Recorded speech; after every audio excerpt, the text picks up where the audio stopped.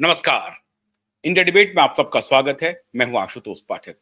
मित्रों, आज जो मैं खबर लाया हूं आपके लिए वो थोड़ी सी असुविधाजनक है, लेकिन इसे आप सबको जानना चाहिए, बहुत जरूरी है। क्योंकि जो भी यात्री अब तक समझ रहे हैं और हम सभी फ्रीक्वेंट फ्लायर हैं, तो ऐसे में हम सबको थोड़ा सचेत हो जाने की जरूरत है। अभी तक दुनिया में जो सबसे सेफेस्ट यात्रा कहा जाता है, वो एयर सर्विस को कहा जाता है, हवाई यात्रा को कहा जाता है।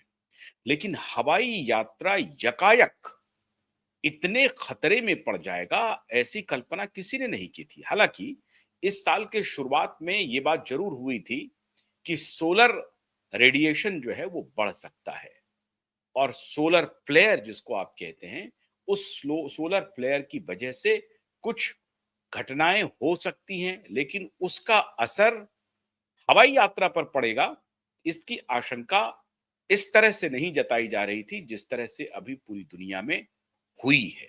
एक प्रकार से हवाई यात्रा में कह सकते हैं कि कोहराम मच गया है।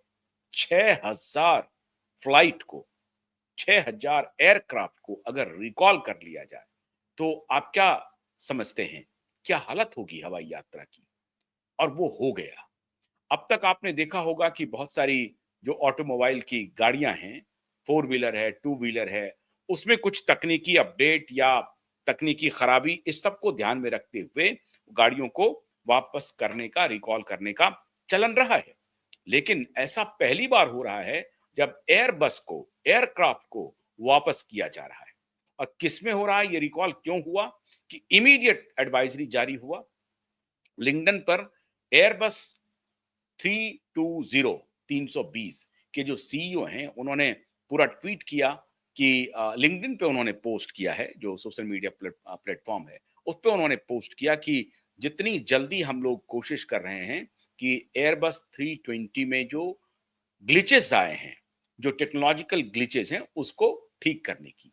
अब ग्लिचेज है क्या और सोलर फ्लेयर से उसका रिलेशन क्या है? 6000 एयरबस को सडनली रिकॉल कर लेना छोटी घटना नहीं है। क्या इसके पीछे कोई और भी कारण है, या इसे सोलर फ्लेयर की बात कही जा रही है? हुआ ये डिटेक्ट हुआ कैसे? ईएलएसी, ईएलएसी एक सिस्टम है। उस सिस्टम के माध्यम से पायलट एयरक्राफ्ट को सिग्नल देता है कि ऊपर की तरफ हमें जाना है या किस दिशा में हमें जाना है। और ये सिस्टम सभी एयरबस 320 में इंस्टॉल्ड है। खाली एयरबस 320 में भी नहीं, बोइंग में भी ये इंस्टॉल्ड है। जैसे 787, उस बोइंग में भी ये सिस्टम इंस्टॉल्ड है। अब इस सिस्टम को कैसे डिटेक्ट किया गया कि इसमें कोई गड़बड़ी आ रही है, और इस गड़बड़ी का इंपैक्ट क्या हुआ? हुआ ये कि लगभग 1 महीने पहले जब ये घटना है, अब आप देखिए कि इधर भारत में तेजस, भारत नहीं, एयर शो में जब तेजस क्रैश किया था, और उसके पहले जो एयर क्रैश हुआ था भारत में, अहमदाबाद में, उसके बाद से पूरी दुनिया भर में एयर एयरक्राफ्ट को लेकर के, उसके मेंटेनेंस को लेकर के, उसके टेक्नोलॉजिकल अपग्रेड को लेकर के बड़ी चर्चा शुरू हो गई थी, और इस पर बहुत सारे इंजीनियर्स एक साथ काम भी कर रहे थे। हुआ ये कि न्यूयॉर्क न्यूयॉर्क जाने वाली एक प्लेन जो मेक्सिको से चली थी, वो प्लेन यकायक अपना नियंत्रण हजारों फीट ऊपर में खो दिया, और फिर वो बहुत तेजी से नीचे आने लगा। और नीचे आने में जाहिर है कि उसमें वो कंट्रोल, जब नियंत्रण खो दिया तो स्ट्रेट नीचे नहीं आना हो रहा है, वो तेजी से अगर आया है तो उसमें हिलना डुलना भी हुआ है। उसमें कम से कम 10 यात्री घायल हो गए। इमरजेंसी, किसी तरीके से इमरजेंसी लैंडिंग हुई, और उसको न्यूयॉर्क के पहले ही एक हवाई अड्डे पर उनको इमरजेंसी लैंड करा लिया गया। वहां पर जब इसकी तहकीकात हुई, तो इतने वक्त के बाद एयरबस के इंजीनियर्स को पता लगा कि ये आखिर हुआ क्या। तो पता लगने के बाद जो जानकारी आई सामने, वो ये आई कि सोलर फ्लेयर की वजह से। सोलर फ्लेयर है क्या? सूर्य की जो किरणें आती हैं, जब वो तीव्र होती हैं, तेज होती हैं, तो उसमें बहुत सारे रेडिएशंस होते हैं, उसमें बहुत सारे पार्टिकल्स भी आते हैं। वो कई बार आप उसको फ़िल्टर होकर के जो स ज़मीन की सतह पर आता है, वो काफ़ी फ़िल्टर होते-होते आप उसका प्योर रे देखते हैं। लेकिन जब वो हज़ारों फीट ऊपर होता है, तो वायुमंडल में वो कैसे-कैसे कण को अपने साथ लाता है या कैसे-कैसे कणों का वहाँ पर रिएक्शन हो रहा होता है, फिजिकल रिएक्शन हो रहा होता है, आप इसका अंदाजा नहीं लगाते हैं। तो ये जो सोलर फ्लेयर है, वो कई बार बहुत हाइट पे और अगर तेज तीक्ष्ण रे है, तो वो बहुत सारा इम्पैक्ट कर सकता है किसके ऊपर? जो सिस्टम है, जो टेक्नोलॉजी है, उसको वो जैम कर सकता है, वो उसका नियंत्रण उस वो खो सकता है वो टेक्नोलॉजी और उसकी वजह से मैसिव इसमें घटनाएँ होने की संभावना बढ़ जाती है। तो ये जब पता लगा कि एयरबस के ईएलएसी सिस्टम में सोलर फ्लेयर का इम्पैक्ट हो रहा है, जिसको सोलर तूफान भी कहते हैं उसको। सन रे का आप समझिए कि तूफान एक प्रकार से आता है जिसको झेल नहीं पाता है उस तरह की टेक्नोलॉजी। जब आप हजारों फीट ऊपर में हो और ये किसी खास इलाके में होता है ऐसा, हर जगह ऐसा नहीं होता है। सूर्य की किरणें हर जगह आपको बहुत तेज रोशनी के साथ नहीं आती है। कहीं पर बहुत तेज आ रही है और कहीं पर थोड़ी मध्यम आती है। तो जिस ज़ोन में तेज किरणें आ रही हैं, उस ज़ोन से अगर फ्लाइट गुजरती है, तो वहाँ पर सोलर फ्लेयर का इम्पैक्ट बहुत गहरा हो सकता है। तो ऐसी परिस्थिति में उस ईएलएसी सिस्टम जो इन सारे एयरबस में लगे हुए हैं या बोइंग के 787 में लगे हुए हैं, 320 और 787 में लगे हुए हैं, उस एएलसीसी को खराब होते हुए पाया गया, ये इंजीनियरों ने डिटेक्ट किया। उसके बाद सारे इंजीनियर्स ने फौरन आदेश दिया कि आप जितने दुनिया भर के जो एयर सर्विस हैं, उसमें जो एयरक्राफ्ट है, एयरबस 320 उसको इमीडिएटली लैंड कराइए और वहीं पर जो जहां है, वहीं पर उसको रहने दीजिए। इसके अलावा जो बोइंग 787 है, उसको भी आप रोक लीजिए और क्योंकि उसमें सिस्टम अपग्रेडेशन होता है। अब भारत में इसका क्या इंपैक्ट होगा? भारत में अकेले इंडिगो के पास ऐसे 200 एयरक्राफ्ट हैं। आप कल्पना कीजिए 200 एयरक्राफ्ट इंडिगो के पास और एयर इंडिया के पास 100 एयरक्राफ्ट। एयर इंडिया एक्सप्रेस के पास भी ये एयरक्राफ्ट है। इसके अलावा बोइंग 787 भी है। जब अहमदाबाद में प्लेन क्रैश हुआ था, तो उस वक्त ये कहा गया था कि प्लेन थर्स्ट लेना, हवा में उड़ने के लिए जो उनको पावर चाहिए होता है, वो नहीं मिल रहा था। और वो क्यों नहीं मिला? क्योंकि दोनों इंजन एकाएक बंद हो गया या ये कहा गया कि किसी ने बंद कर दिया। अभी तक उसकी इंक्वायरी पूरी तरह से पब्लिक डोमेन में नहीं आई है कि एग्जैक्ट काउज ऑफ क्रैश क्या था उस प्लेन का। बस इतना जरूर है कि दोनों इंजन बंद हो गया और एक इंजन जो शुरू हुआ था, जिससे थर्स्ट लेना शुरू भी किया था, वो अगर 2 4 5 सेकंड भी और समय रहता तो हो सकता है कि वो ऊपर की दिशा में उड़ना शुरू हो जाता। लेकिन जिस गति से वो नीचे आ रहा था, उसमें अगर 5 सेकंड का भी मौका मिल जाता अ, पायलट को, तो दूसरा इंजन शुरू हो गया था। दोनों इंजन एक साथ बंद हुआ। आप देखिए कि उसमें उसका कहा जाता है कि जो जो स्विच है, वो बहुत आसानी से ऐसे नहीं हो सकता है कि किसी धक्के से या किसी जोल्ट से वो स्विच बंद हो जाएगा, ऐसा नहीं होता है। उस स्विच को बहुत ठीक से उठा करके फिर दूसरी तरफ उसके गियर, आप समझिए जैसे गियर आप बदलते हैं फोर व्हीलर में, उसी तरीके से उस स्विच को ऊपर उठा करके आगे पीछे किया जाता है, तब जाकर के वो बंद होता है और तब जाकर के वो शुरू होता है। तो इस प्रकार से एक जब पहले पायलट ने दूसरे पायलट से पूछा था, आपको याद होगा, सबरवाल ने अपने जूनियर पायलट से पूछा कि क्या आपने स्विच को बंद कर दिया है, इंजन बंद कर दिया है? उन्होंने कहा कि मैंने नहीं किया। अब ये तब तक उसके बाद वो हेडे हेडे मीडे मीडे का जो कॉल शुरू हो गया था, जिसमें इमरजेंसी कॉलिंग कहते हैं। पायलट ने सिग्नल भेजना शुरू कर दिया एयर ट्रैफिक कंट्रोल को कि हम बहुत खतरे में हैं, कुछ कीजिए। लेकिन ये जब तक कि एटीसी समझ पाता, क्योंकि मुश्किल से 600-700 मीटर ही वो जा पाया था अपने एयरपोर्ट से। मतलब मुश्किल से आप समझिए कि आधे किलोमीटर की ऊंचाई पर भी नहीं होगा। 600 मीटर या 700 मीटर की ऊंचाई पर वो प्लेन उड़ रहा था, आधे किलोमीटर से थोड़ी ऊंचाई पर। तो इतने में ही जब तक वो उनका ये आया इमरजेंसी, वो कॉल करना शुरू किया और एटीसी जब तक समझ पाता, तब लेकिन ये बात रिकॉर्ड हो गई, जो ब्लैक बॉक्स में जो ऑडियो रिकॉर्डिंग हुई है, ये बात रिकॉर्ड हो गई कि सीनियर पायलट ऑफिसर अपने जूनियर पायलट ऑफिसर से पूछ रहा है कि क्या आपने इंजन बंद कर दिया है? लेकिन जवाब आया कि नहीं, मैंने नहीं किया है। और उसके बाद 2-3 सेकंड के बाद ही प्लेन क्रैश हो जाता है। फिर दूसरा इंजन उन्होंने शुरू किया था, लेकिन वो इंजन जब तक थर्स्ट ले पाता, जब तक स्टार्ट होते ही आप जो ऊंचाई ऑल्टीट्यूड की तरफ, वो ऊंचाई की तरफ जो प्लेन बढ़ता है, वो जब तक ले पाता, तब तक प्लेन क्रैश हो चुका था। तो एक छोटी सी गलती के बाद हमने कितने लोगों की जान गंवा दी? 250 से अधिक लोगों की जान गंवा दी। और आज उसकी बात अभी ताजा ही थी कि अभी तेजस का क्रैश हो गया। अब तेजस, आप सोचिए कि उसको कहा जा रहा था कि इंडिजिनस है। इंडिजिनस नहीं, वो इसकी इंजन अमेरिका में बनते हैं। हम अमेरिका से इंजन लाते हैं और भारत में असेंबल करते हैं। जो हिंदुस्तान एरोनॉटिक्स लिमिटेड है, HAL, वो उसको असेंबल करती है। और इस पर मैंने बहुत पहले ही एक वीडियो आप बनाया था, जिसमें हमने आपको बताया था कि भारत में इंडिजिनस एयरक्राफ्ट की मैन्युफैक्चरिंग नहीं हो रही है। हम आत्मनिर्भर नहीं हैं, बिल्कुल नहीं है एयरक्राफ्ट के मामले में। ऐसी परिस्थिति में ये जो टेक्नोलॉजी है, इसके लिए भी हम एयरबस 320 के इंजीनियर्स पर डिपेंडेंट हैं। हम अपने यहाँ कोई एयरक्राफ्ट मैन्युफैक्चर नहीं कर रहे हैं, हमें खरीदना पड़ता है। हालांकि वो एयरबस बेचने वाली या बोइंग कंपनी जो है, वो दुनिया भर में विमानों को बेचती है। ऐसा नहीं है कि इंग्लैंड वाले या अमेरिका वाले या अन्य देश के लोग, यूरोपियंस, उससे विमान नहीं खरीदते हैं। आखिर में 6000 फ्लीट को उन्होंने लैंड करने का आदेश दिया कि वो टेक ऑफ नहीं करेगा। अब ऐसी परिस्थिति में अगर भारत में अकेले 200 एयरक्राफ्ट इंडिगो के पास है, 100 एयरक्राफ्ट एयर इंडिया के पास है, और एक्सप्रेस के भी पास इतने एयरक्राफ्ट है, तो उस एयरक्राफ्ट में आपको लैंड कर, उसमें आपको उड़ना, सोचिए कितना खतरे की बात है।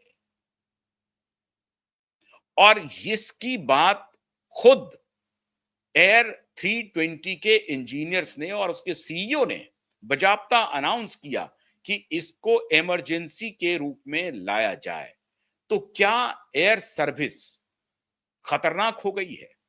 एक तरफ तो एयरपोर्ट्स भारत में देखिए कि एक ग्रोइंग इकोनॉमी है, और जो आवागमन के जो ये साधन हैं, वो एक प्रकार से सर्वसुलभ होते जा रहे हैं। एक एक राज्य में कई एयरपोर्ट्स बन रहे हैं। एयर कनेक्टिविटी भारत सरकार की प्राथमिकता में है, क्योंकि वो सरकार चाहती है कि समय की बचत की जाए, और इससे जो आपकी जो प्रोडक्टिविटी बढ़ती है, उसको बढ़ाया जाए, या सुविधाएं और सहूलियत होती है एक जगह से दूसरी जगह जाने की, वो उसमें विस्तार किया जाए। और दूसरी बात की रेल के ऊपर भी जो है, उस पर थोड़ी सी कमी की जाए, रोड पर कमी की जाए, जो दबाव है रेल पर। आप देखिए कि भारत में पिछले वर्षों और पिछले 2-3 वर्षों में जो एयर ट्रैवलर हैं, उसकी क्वांटम जंप हुई है। क्वांटम जंप, लाखों का जंप है, करोड़ों का जंप हो रहा है पर ईयर। तो क्वांटम जंप हो रहा है। लेकिन ऐसी परिस्थिति में जब ऐसी खबरें आएंगी, एक तरफ एयर यात्रियों में इजाफा हो रहा है, और दूसरी तरफ एयरक्राफ्ट में इस तरह की गड़बड़ियां हो रही हैं। और ये गड़बड़ियां ऐसी गड़बड़ियां हैं आप जिसे आप चाह करके भी इमीडिएट दूर नहीं किया जा सकता है। अभी की खबर है कि सैटरडे या संडे, आज आज आज रविवार है, वो कहा जा रहा है कि सैटरडे इवनिंग तक 180 एयरक्राफ्ट के टेक्नोलॉजी को अपग्रेड कर दिया गया है। जो अभी तक की जानकारी है, जो अभी यात्रा करने वाले लोग हैं, तो उनको घबराने की जरूरत नहीं है। ऐसा कहा जा रहा है कि इंडिगो ने अपने 200 में से 180 एयरक्राफ्ट को के सिस्टम को, ELAC जो उनका सिस्टम है, जो सोलर फ्लेयर को झेलने के लिए, सोलर फ्लेयर से खुद को बचाव करने के लिए महत्वपूर्ण सिस्टम है, उसको अपग्रेड कर दिया गया है। और अपग्रेड का मतलब यह हुआ कि अब सिस्टम तैयार है एनी सोलर फ्लेयर को झेलने के लिए। मतलब ये जो जो तीक्ष्ण सनरे आ रहा है, उसको झेलने के लिए टेक्नोलॉजी तैयार है, और टेक्नोलॉजी पर कोई असर नहीं होगा। ये है इसका मतलब। अब 180 की बात कही जा रही है, उसको पुष्ट करना पड़ेगा इंडिगो की तरफ से। यही बात एयर इंडिया की तरफ से अभी तक नहीं आई है, पुष्टि नहीं हो पाई है कि एयर इंडिया ने अपने विमानों को कितना अपग्रेड किया है। 100 एयरक्राफ्ट एयर इंडिया के पास भी हैं और एयर एक्सप्रेस के पास भी है। तो ये इन सबको मिला करके आप देखिए कि अगर 300 एयरक्राफ्ट में ये गड़बड़ियां हैं, उसमें से 180 एयरक्राफ्ट के ठीक होने की बात कही जा रही है, तो बाकी एयरक्राफ्ट को कब तक अपग्रेड किया जाएगा, ये सबसे महत्वपूर्ण है। और अपग्रेड करने के बाद भी क्या इसे ट्रायल पे रखा जाएगा, कितने एयरक्राफ्ट को ट्रायल पे रखा जाएगा, क्या एयरक्राफ्ट में यात्रियों को लेकर के ट्रायल किया जाएगा, या ये जो सोलर फ्लेयर है, इस ये आज हुआ कल नहीं होगा और कल होगा परसों नहीं होगा, क्या ऐसी स्थिति है? तो ये ट्रायल भी जो होगा, उस ट्रायल का आधार क्या होगा, कैसे ट्रायल किया जाएगा, ये कैसे लोगों को पता चलेगा कि हाँ साहब यहाँ पर सोलर फ्लेयर है, उसका इम्पैक्ट है, लेकिन उसके बाद भी ये टेक्नोलॉजी इस सोलर फ्लेयर को झेलने के लिए बिल्कुल सक्षम है। ये ट्रायल कैसे होगा? क्योंकि अगर मैक्सिको से न्यूयॉर्क के रास्ते में सोलर फ्लेयर का इम्पैक्ट हो गया और उसके बाद कहा जा रहा है कि अगर टेक्नोलॉजी अपग्रेड कर लेंगे तो सोलर फ्लेयर के हम इम्पैक्ट को डाइल्यूट कर सकते हैं, तो इंडिया में उसका क्या असर होगा, या दुनिया के अन्य जोन में क्या असर होगा, इंग्लैंड में क्या होगा, यूरोप में क्या होगा, या हर जगह सोलर फ्लेयर की जो इम्पैक्ट है वो एक समान है, या टेक्नोलॉजी ऐसा है कि सामान्य सोलर फ्लेयर में भी टेक्नोलॉजी हैंग हो सकता है, टेक्नोलॉजी में गड़बड़ियां हो सकती हैं और लोगों की जान खतरे में पड़ सकती है और एयरक्राफ्ट अपना नियंत्रण खो सकता है। क्या ऐसी परिस्थिति होने वाली है? तो ये सब अब बहुत बड़े जांच का विषय हो गया है, और न सिर्फ जांच का बल्कि 24 घंटे अलर्ट रहने का है। इसमें यात्रियों को डरने की आवश्यकता नहीं है, क्योंकि भारत के तो लोग कहते हैं जाई विधि राखे राम ताई विधि रखिए, जब होना होगा तो होकर रहेगा। अब ये जो मानसिकता है, इसमें तो अपने को चलना ही पड़ेगा, तो आपको भरोसा तो करना ही पड़ेगा और यही सोच करके यात्रा करनी पड़ेगी। लेकिन एयर सर्विस के लिए, एयरक्राफ्ट कंपनियों के लिए और हवाई सेवा देने वाली कंपनियों के लिए ये निश्चित रूप से चिंता का विषय है, और इसको जितना जल्दी इसको ठीक कर लिया जाए उतना अच्छा होगा। अभी कुछ दिन पहले आपने देखा होगा, मैंने ही आपको बताया था कि जीपीएस स्नूफिंग की बात हुई थी। जीपीएस स्नूफिंग स्नूफिंग में क्या हो रहा था, इसी तरीके से ये एक प्रकार से ये टेक्नोलॉजिकल अटैक था हैकर्स के द्वारा, कि वो जीपीएस को हैक कर रहा है, एक सिस्टम को हैक किया जा रहा है।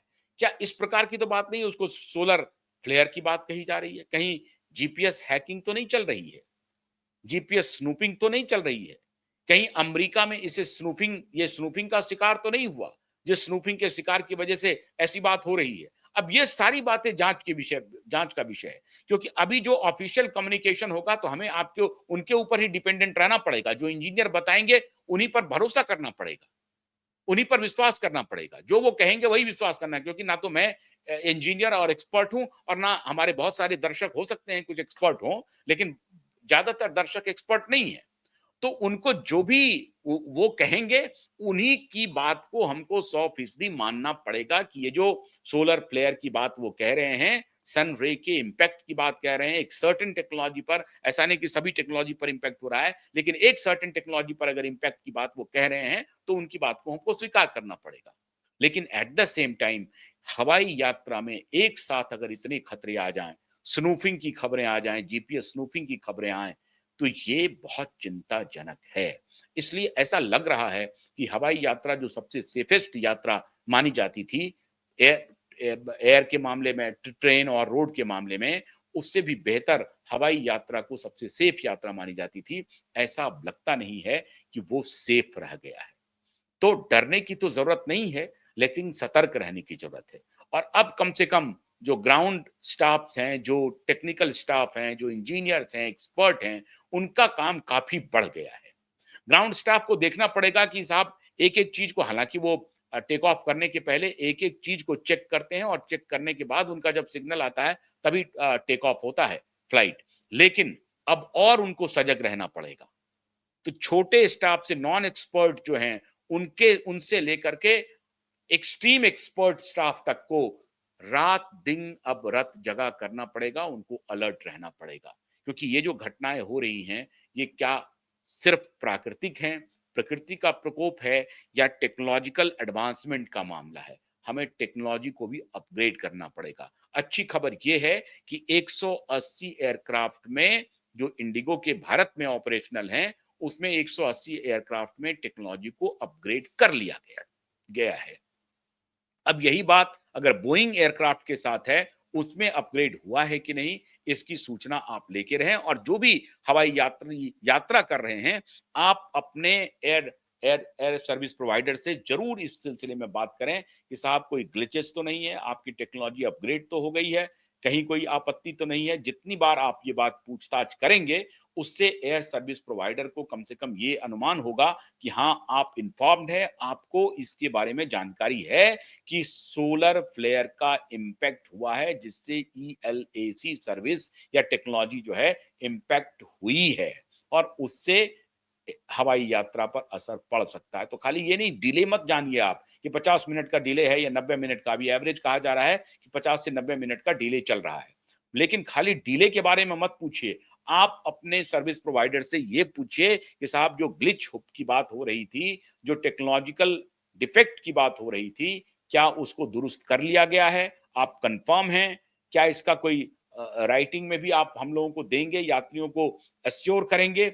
तो ये आप उनसे ज़रूर पूछिए हवाई यात्रा करने के पहले और ध्यान रखें कि ये जितना आप सतर्क रहेंगे, हालाँकि उसके बाद भी जो कुछ होना होगा तो होगा ही, वो तो अलग विषय है। लेकिन फिर भी आप अपने सर्विस प्रोवाइडर से ये ज़रूर पूछें कि जो टेक्नोलॉजिकल ग्लिच आया था, क्या उसे दुरुस्त कर लिया गया है? क्या आपकी बात को पूरी तरह से स्वीकार कर लिया जाए, जो आप दावा कर रहे हैं कि 180 एयरक्राफ्ट के टेक्नोलॉजी को अपग्रेड कर दिया गया है, तो बाकी एयर इंडिया ने अपग्रेड किया कि नहीं किया, वो भी उनको बताना चाहिए। मतलब आप सतर्क रहेंगे, सजग रहेंगे, जानकार बनेंगे, तो आपकी यात्रा सुरक्षित हो सकती है। तो ध्यान को लगा करके, आँख और कान को खोल करके हवाई यात्रा करें। बहुत-बहुत शुक्रिया। नमस्कार।